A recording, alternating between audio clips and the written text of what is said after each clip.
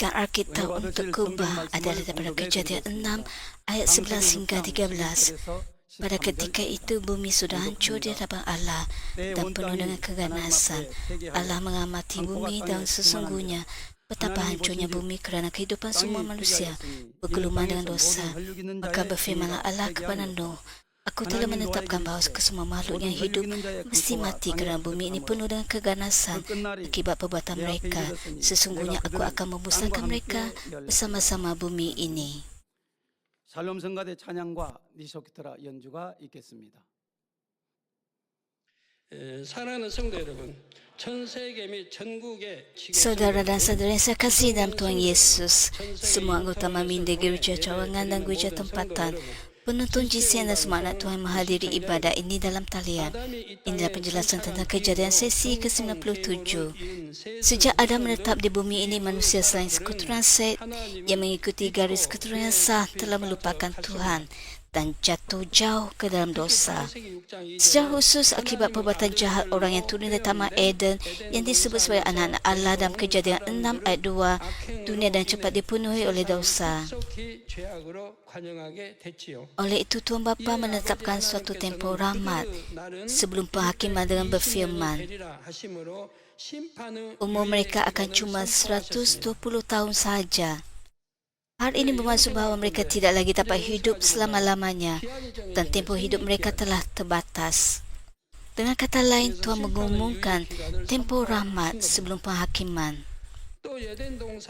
Tuhan juga menghalang pencemaran Taman Eden, iaitu alam cahaya, dengan menjadikan orang yang telah turun darinya tidak dapat kembali. Oleh sebab mereka datang ke bumi dan cara ini, dan pengaruh dosa menjadi sangat meluas, bahkan tidak sampai ke Eden. Tuhan menutup laluan dari Eden ke bumi.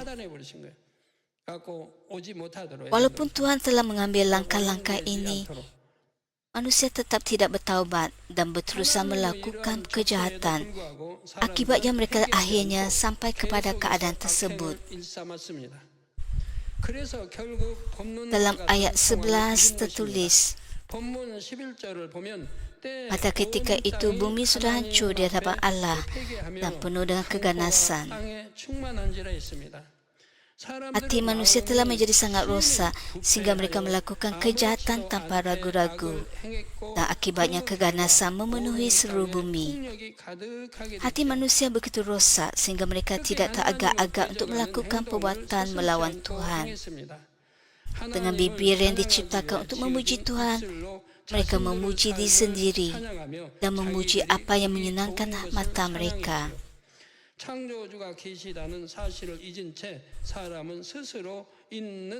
Dengan melupakan hakikat bahawa ada pencipta, manusia menganggap dirinya sebagai makhluk yang berdikari. Mereka mengejar keinginan badani dan keinginan mata serta hidup untuk keangkuhan hidup ini. Semua pemikiran mereka adalah jahat dan mereka menjalani kehidupan yang sepenuhnya bertentangan dengan kehendak Tuhan. Kebanyakan manusia, kecuali Nuh dan keluarganya, hidup menyimpan daripada kebenaran. Mereka menjalani hidup yang sepenuhnya bertentangan dengan tujuan Tuhan menciptakan manusia.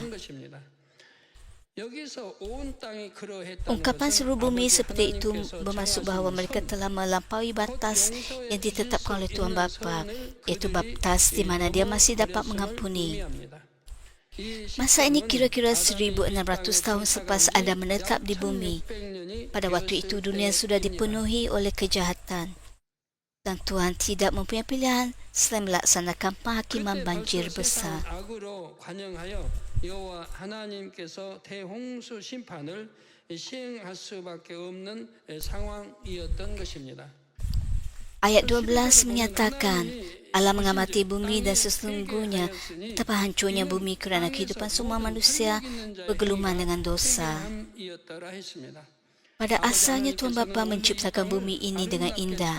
Walaupun Adam telah berdosa dan diusir ke bumi ini, Tuhan tetap menghendaki agar Adam dan keturunannya hidup sebagai anak-anak Tuhan, menerima pemupukan yang baik sesuai dengan kehendak-Nya. Namun begitu, kini dikatakan Tuhan mengamati bumi itu dan ia telah rosak. Dengan kata lain, keindahan yang asal telah lenyap dan bumi menjadi kotor, bodoh dan rosak. Sebabnya adalah kerana perbuatan manusia di bumi ini telah menjadi rosak. Mazmur 14 ayat 1 juga menyatakan, orang bodoh berkata dalam hatinya, tidak ada Allah. Mereka rosak akhlak. Mereka melakukan perbuatan keji, tiada yang berbuat baik.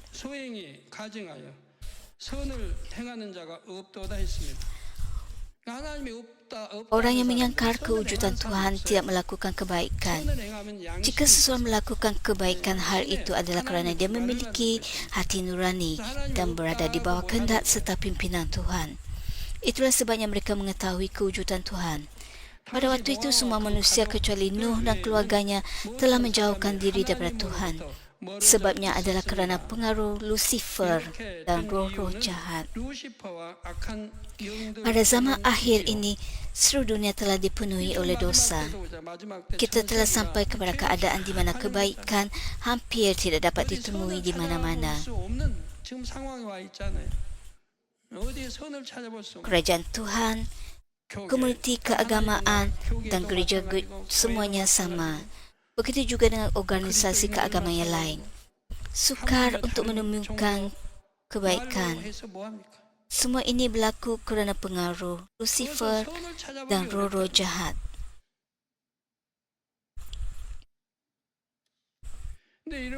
Musuh iaitu iblis dan syaitan telah menguasai hati keturunan Adam di bumi ini. Dengan licik, syaitan mengeksploitasi sifat dosa dalam hati mereka untuk membuat mereka berdosa. Seiring peredaran waktu, manusia semakin dicemari oleh dosa. Hati mereka telah dirampas oleh roh-roh jahat dan mereka tidak lagi hidup menurut kehendak Tuhan. Sebaliknya, mereka menyembah berhala yang sia-sia, bahkan menentang Tuhan. Keadaan ini sampai ke tahap di mana Tuhan tidak lagi dapat mengakui mereka sebagai anak-anaknya. Syaitan dengan cepat meluaskan kuasanya. Bumi ini akhirnya menjadi wilayah milik kegelapan. Menjelang penghakiman pada zaman akhir, keadaannya sama seperti pada zaman Nuh.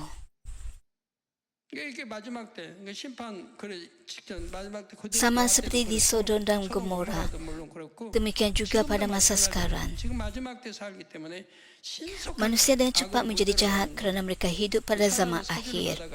Mereka bertindak di bawah hasutan syaitan dan menentang Tuhan. Mereka bahkan berkata tidak ada Tuhan. Dan di Eropah terdapat bas-bas yang bergerak dan tulisan tidak ada Tuhan.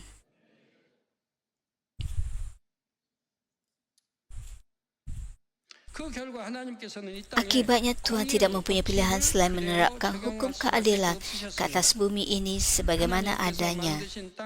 Bumi yang diciptakan oleh Tuhan dan manusia yang diciptakan menurut gambarannya bahkan tidak dapat mengelakkan penghakiman yang berat.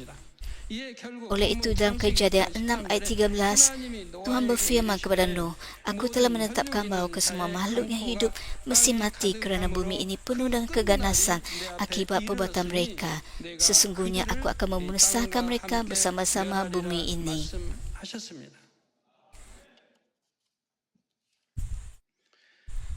Hakikat bahawa Tuhan Bapa menyampaikan kata-kata ini kepada Nuh menunjukkan bahawa Nuh bersekutu dengan Tuhan.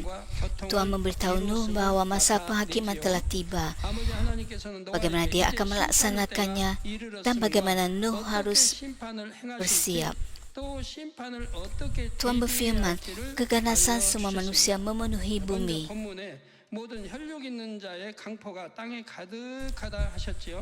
Hal ini sekali lagi menekankan betapa manusia di dunia ini telah menentang Tuhan Bapa dan betapa jauh mereka telah menyimpan daripadanya. Oleh itu dia berfirman, aku telah menetapkan bahawa kesemua makhluk yang hidup mesti mati. Hal ini bermaksud bahawa kejahatan dan dosa manusia telah melampaui batas keadilan sehingga penghakiman tidak dapat dielakkan. Kemudian Tuhan berfirman, aku akan memusnahkan mereka bersama-sama bumi ini. Apakah maksudnya memusnahkan mereka bersama-sama bumi ini? Hari ini maksud aku juga akan meruntuhkan kuasa musuh, iaitu iblis dan syaitan yang merupakan penguasa bumi. Namun begitu, hal ini tidak bermaksud bahawa kuasa iblis dan syaitan akan lenyap sepenuhnya. Tuhan mengizinkan roh-roh kegelapan untuk tetap aktif di bumi ini sehingga proses pemupukan manusia selesai. Namun begitu, roh-roh kegelapan menyangka bahawa mereka telah menang sebelum penghakiman banjir berlaku. Oleh itu, Tuhan Bapa berfirman, aku akan memusnahkan mereka bersama-sama bumi ini dengan tujuan untuk menghancurkan pemikiran sombong para penguasa dunia kegelapan melalui penghakiman banjir. Hal ini akan saya jelaskan dan lebih terperinci. Seperti yang telah saya jelaskan pada awal penjelasan tentang kejadian pemupukan manusia bermula dalam keadilan. Tuhan Bapa memberikan kuasa kegelapan kepada kuasa-kuasa kegelapan yang dipimpin oleh Lucifer. Dia membenarkan kuasa kegelapan untuk bersaing dengan kuasa Tuhan dalam tempoh pemupukan manusia. Jika jurang kemampuan terlalu besar, maka tidak akan ada pertandingan. Sebagai contoh, jika seorang pelajar universiti bertinju dengan pelajar sekolah menengah atau sekolah rendah, adakah itu pertandingan yang adil? 콘트 시합을 붙인다고 하면 그 게임이 되겠어요? 씨름을 붙인다고 하면 게임이 되겠어요? 너무 실력 차가 나죠. 힘도 모든 게. Pada waktu itu, Lucifer yakin bahawa dia akan menunjukkan kuasa dan autoriti yang lebih besar daripada Tuhan. Oleh itu, sejak pemupukan manusia bermula, Lucifer dan para hambanya telah menuntun manusia ke dalam dosa. Kuasa kegelapan mendorong manusia untuk membuktikan bahawa mereka lebih unggul daripada Tuhan dan hidup tanpa hubungan dengannya. Keadaan dunia seolah-olah berkembang seperti yang diinginkan oleh Lucifer. Apabila manusia di bumi dengan cepat jatuh ke dalam dosa, dunia menjadi tempat yang sukar untuk menemukan orang benar. Akibatnya, Lucifer menjadi sangat berjaya. Dia tahu bahawa apabila bumi dipenuhi oleh kejahatan, Tuhan akan memusnahkan semua manusia melalui penghakiman yang benar.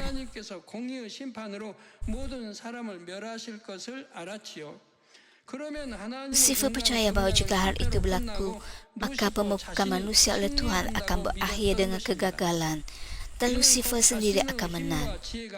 Dia menganggap hal ini sebagai bukti bahawa kekuatan dan hikmatnya lebih unggul daripada Tuhan. Jika tidak seorang pun yang terselamat daripada penghakiman banjir besar, maka anggapan Lucifer itu adalah benar. Namun begitu, oleh sebab Tuhan mengetahui bahkan isi hati Lucifer yang terdalam, Tuhan telah lama membuat persiapan untuk saat itu. Dia telah menyediakan orang benar yang dapat bertahan walaupun penghakiman banjir besar datang. Dengan melimpahkan rahmat kepada keturunan Set, anak Adam, dari generasi ke generasi, dia memastikan bahawa mereka tidak melupakan Tuhan, tetapi tetap takut akan Dia. 인간 경작의 새 역사를 시작할 노아가 태어날 수 있게 하셨습니다. Tuhan mengatur agar Nuh dilahirkan untuk memulakan sejarah baru dalam pemupukan manusia, tepat pada waktu penghakiman banjir besar. Nuh ialah seorang benar di hadapan Tuhan, tidak bercela dalam generasinya dan hidup akrab dengan Tuhan. Dia adalah sempurna dalam generasinya. Hal ini tidak bermaksud bahawa dia sempurna sejak penciptaan dunia, tetapi dia sempurna pada zaman di mana dia hidup. Oleh itu, Nuh dapat menerima rahmat keselamatan di tengah-tengah penghakiman banjir besar yang memusnahkan seluruh dunia.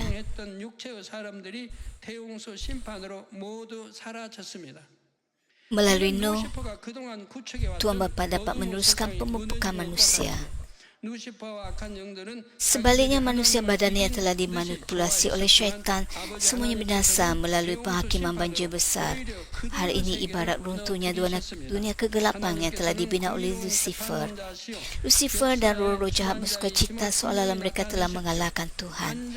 Sebaliknya, Tuhan Bapa memusnahkan dunia mereka melalui penghakiman banjir besar. Tuhan dengan jelas menunjukkan bahawa Dia ialah Tuhan yang hak, Dia ialah Tuhan Hakim yang maha adil dan penguasa sejarah. Dia telah membalikkan sejarah. Inilah maksud firman, aku akan memusnahkan mereka, iaitu manusia badani, bersama-sama dengan bumi ini. 번제단이 하나님 보시기에 잘못한 점이 없었기 Gereja ini juga telah mengalami sejarah pembalikan seperti ini beberapa kali. Iblis dan syaitan telah menghasut orang jahat untuk cuba memusnahkan mazbah ini. Tapi setiap kali hasilnya ialah berkat. 이 재단과 함께 Hari kerana gereja ini tidak melakukan kesalahan di hadapan Tuhan, walaupun seolah-olah menghadapi kesukaran untuk sementara waktu, akhirnya hasilnya ialah berkat. Tuhan Bapa sentiasa menunjukkan bahawa dia bersama dengan mazbah ini. Dia telah menyatakan kepada semua bangsa bahawa dia sendiri memimpin gereja ini untuk ketentuannya pada zaman akhir. Tuhan Maha hidup dan dialah memerintah sejarah dalam keadilan. Jika kita hidup benar dan percaya kepada Tuhan, kita dapat memperoleh kemenangan walaupun musuh, iaitu iblis dan syaitan, cuba menghalang dan menggoncang kita. Kita tidak akan jatuh walaupun digoncang. Kita malah dapat menyatakan kemuliaan Tuhan dengan lebih besar lagi. Oleh itu 1 Petrus 4, 12 hingga 13 menyatakan, saudara-saudara yang kukasihi, janganlah heran bahawa kamu diuji dan penderitaan yang berat. Jangan anggap perkara itu luar biasa.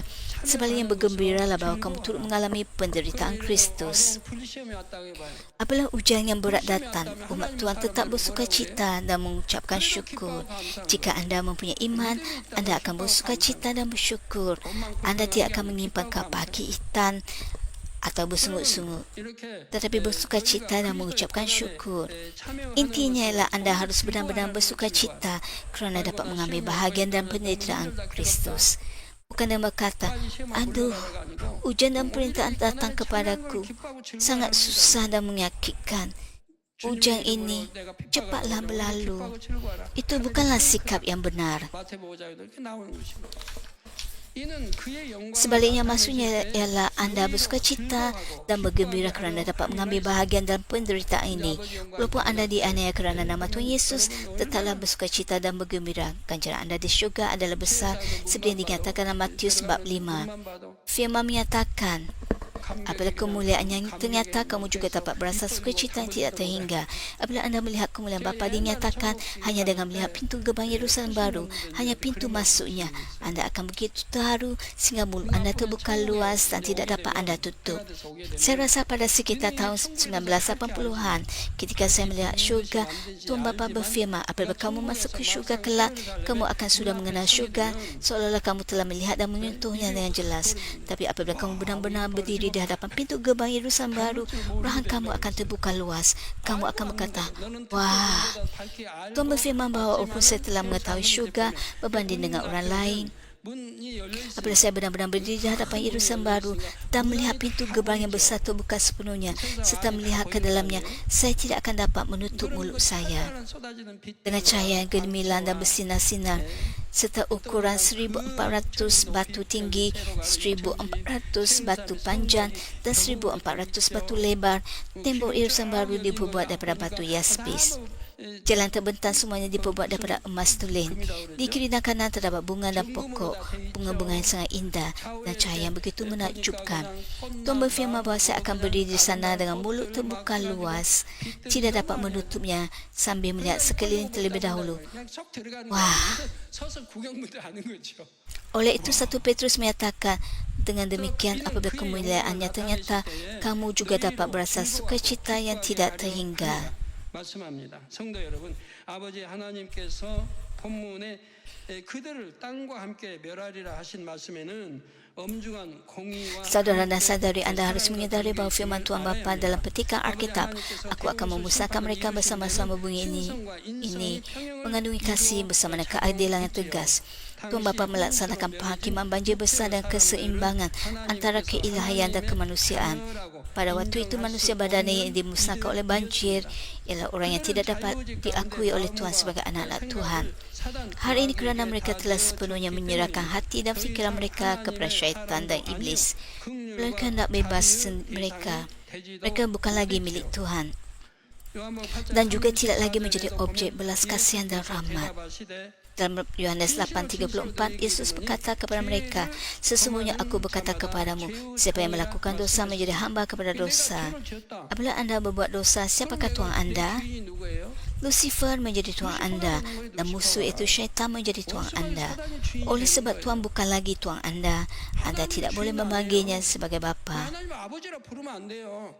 내가 죄를 Jika nama 지었으면 anda tertulis dalam 그것도 kitab 가벼운 죄가 kematian, 아니고 maka anda menjadi makanan bagi iblis dan 좀 anak-anaknya. 중하다 하는 이런 죄를 지었다면 Oleh itu, walaupun anda berseru bapa, dia akan berpaling daripada anda dan tidak ada jawapan.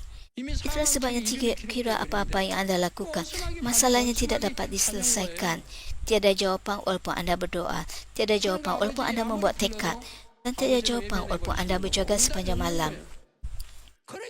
Yohanes 8:34 menyatakan, sesungguhnya aku berkata kepadamu, siapa yang melakukan dosa, menjadi hamba kepada dosa. 아버지가 외면하셨으니 Mereka bukan lagi anak cahaya dan bukan lagi anak Tuhan. 죄를 범하는 자마다 죄의 종이라 이 말이에요. 빛의 Jika tidak ada penghakiman banjir besar dan manusia badani pada waktu itu tidak mati, keturunan mereka akan lahir dalam dunia semakin dipenuhi kejahatan dan akan melakukan kejahatan yang lebih besar. Oleh itu terdapat suatu titik permulaan bagi masa Tuhan Yesus datang kembali. Walau bagaimanapun, oleh sebab tempoh pemumpukan manusia selama 6,000 tahun, Tuhan Yesus akan datang dalam lingkungan 6,000 tahun. Tuhan Yesus akan datang kembali pada waktu yang dianggap paling sesuai oleh Tuhan Bapa. Bahkan 2,000 tahun yang lalu, Yesus datang pada waktu yang paling tepat sebagai penyelamat.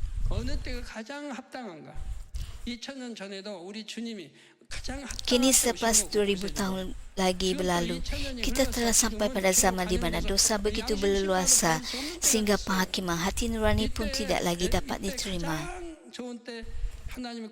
Pada masa ini, pada saat yang paling tepat, seorang hamba dan kuasa Tuhan akan muncul dan tahap seterusnya akan bermula pada waktu yang tepat, tidak terlalu awal dan tidak terlalu lewat. Jika dia muncul terlalu awal, kebanyakan manusia tidak akan diselamatkan. Jika terlalu lewat, banyak jiwa akan menuju neraka. Oleh itu pada waktu yang paling sesuai di mata Bapa, tidak terhitung banyaknya orang akan berubah, bertaubat dan diselamatkan melalui kuasa Tuhan. Bilangan orang yang diselamatkan akan meningkat dengan besar.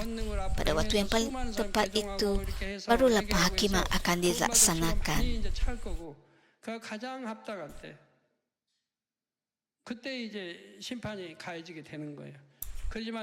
Dengan mempertimbangkan semua perkara ini, tidak terlalu awal dan tidak terlalu lewat, Tuhan Bapa memilih waktu yang terbaik. Oleh itu kita harus memahami bahawa tindakan Tuhan Bapa mengingkirkan manusia dari bumi melalui penghakiman banjir besar pada waktu itu berasal daripada kasih. 정리하신 일은 사랑에서 비롯되었음을 알아야 합니다. 사실 전도서 3장 18절에 내가 심중에 이르기를 Pengkhotbah 3:18 menyatakan, berkata aku lagi dalam hati tentang anak-anak manusia bahawa Allah memang menguji mereka agar mereka sedar betapa mereka sekadar seperti haiwan. Manusia yang disebut sebagai penguasa ciptaan menyadari bahawa mereka tidak berbeza daripada haiwan dan tidak mempunyai kelebihan berbanding dengan haiwan. Walaupun dipanggil sebagai penguasa ciptaan, mereka hidup tidak berbeza daripada haiwan. Bagaimana mereka boleh mengatakan bahawa mereka ialah anak lelaki atau anak perempuan Tuhan dan hamba Tuhan? Dari sudut pandangan Tuhan, seseorang telah kehilangan gambaran Tuhan tidak berbeza daripada haiwan. Tuhan Bapa sebagai pencipta menganggap lebih baik untuk menangani orang yang telah menjadi tidak berguna. Dia menganggapnya secara rohani lebih baik untuk membersihkan dunia dengan air dan kemudian meneruskan pembukaan manusia semula. Fikirkanlah hari ini. Selepas itu manusia berkembang semula melalui keturunan Adam. Dan sejak itu jiwa-jiwa yang diselamatkan terus muncul hingga sekarang, bukan? Begitulah hingga ke akhirnya. 새롭게 인간 경작을 이어가는 편이 영적으로 유익하다 여기신 것입니다. 생각해 보세요. 새로운 아담의 후손을 통해 다시 세계에 퍼지고 거기에서 구원받은 영혼이 지금까지 쭉 나왔을 거 아니에요. 그 마지막 때까지 이렇게. Namun begitu, jika Tuhan tidak menghakimi mereka dan membiarkan mereka hidup, maka anda dan saya sebagai keturunan mereka akan menjadi orang berdosa yang tidak diselamatkan dan menjadi hamba kepada iblis sehingga pemupukan manusia menjadi sia-sia. 자, 이를 많은 Cuba fikirkan dari sudut seorang gembala yang menjaga sekumpulan besar domba. Katakanlah dalam kumpulan besar itu terdapat beberapa ekor domba yang dijangkiti penyakit berjangkit yang tidak ada harapan untuk sembuh. Adakah kasih jika kita terus membiarkan domba yang sakit itu berada bersama yang lain hanya kerana kita kasihan kepada domba tersebut? Perkara seperti ini kadang-kala berlaku dalam peternakan. Adakah kasih untuk menyelamatkan domba ketika wabak sedang merebak hanya kerana kita berasa sayang untuk memusnahkannya? Dalam keadaan begitu, kita perlu memusnahkan domba tersebut. Itulah satu-satunya cara untuk melindungi kampung sekitar dan haiwan di kawasan lain. 그들 때문에 못 살아지 않으면 그 전염병이 또 이웃 마을로 퍼지고 쭉 퍼져나가서 다른 짐승까지 또 몰살시킨다 이 말이야. Oleh itu saya berkata bahawa kita perlu memusnahkan domba tersebut, menggali lubang dan mengebumikannya. Hal ini bukan kerana pemilik ladang itu kejam. Demi domba yang lain dan juga yang akan lahir kemudian, kita mesti mengikirkan domba yang dijangkiti penyakit, walaupun hal ini menyedihkan. Hakikatnya adalah bahawa keputusan Tuhan mengenai penghakiman banjir besar juga adalah seperti ini. Kasih bukan sekadar mengasihani orang telah menjadi lebih buruk daripada haiwan dan terus menangguhkan penghakiman. Kasih yang sejati ialah tindakan memulakan semula pemupukan manusia setelah segala sesuatu disusun menurut keadilan. Dengan cara ini, Tuhan Bapa bertindak dengan keseimbangan antara keadilan dan kasih serta antara kemanusiaan dan keilahian dalam melaksanakan penghakiman banjir besar. Semakin dalam anda mengelami roh dan semakin anda menghampiri kesempurnaan roh penuh, semakin jelas anda akan memahami keadilan dan kasih Tuhan ini. Oleh itu, ada kalanya orang yang rohani pun tidak dapat memahami orang telah mencapai tahap roh penuh. Sebenarnya sukar untuk memahami hati tersebut. Hal ini kerana kebaikan dan kasih harus dicapai pada tahap yang sangat mendalam untuk dapat memahaminya. Apabila anda baru saja melepasi tahap awal dan masuk ke dalam roh untuk menolong musuh anda, kadang-kala mungkin terlintas dalam fikiran bahawa masa atau kewangan anda sedang dibazirkan. Anda mungkin juga tertanya-tanya, perlukah aku benar-benar menolong musuh itu? Namun begitu, orang yang telah mencapai kedalaman dan kepenuhan dalam roh secara semula jadi ingin menolong dan sumber kekuatan kepada orang lain. Dia kira betapa jahatnya seseorang itu, dan walaupun anda sendiri mungkin berkekurangan, anda tetap berusaha memenuhi keperluan mereka demi menyelamatkan mereka. Perbezaannya terletak pada cara pemikiran ini. 또 온영에서 100% 채워가는 사람들은 마음이 그런 마음인 거야. 아무리 악한 자랄지라도 어려우면 도와주고 싶고.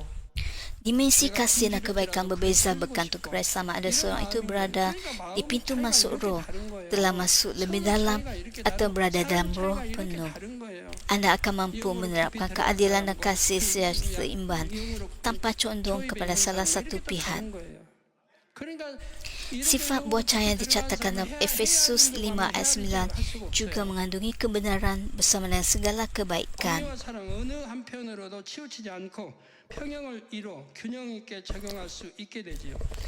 Hal ini kerana kebaikan dan kebenaran mesti seimbang, tidak berat sebelah. Selain itu, kebenaran dan kebaikan mesti bertahan tanpa berubah, iaitu mencapai ketulusan. Banyak orang kudus sedang dengan sukacita mengikuti aliran roh yang telah diberikan oleh Tuhan Bapa kepada mazbah ini. Kini saya berharap agar di tengah-tengah rahmat diberikan oleh Bapa, anda akan semakin mengedari dan merasakan hati Bapa yang lebih dalam dan bertumbuh menjadi semakin serupa dengan hatinya. Saya berdoa dalam nama Tuhan Yesus agar lebih banyak antara anda dapat segera masuk ke dalam roh dan ke dalam roh penuh. 더 많은 분들이 영으로 온영으로 신속히 들어올 수 있기를 주님의 이름으로 축원합니다.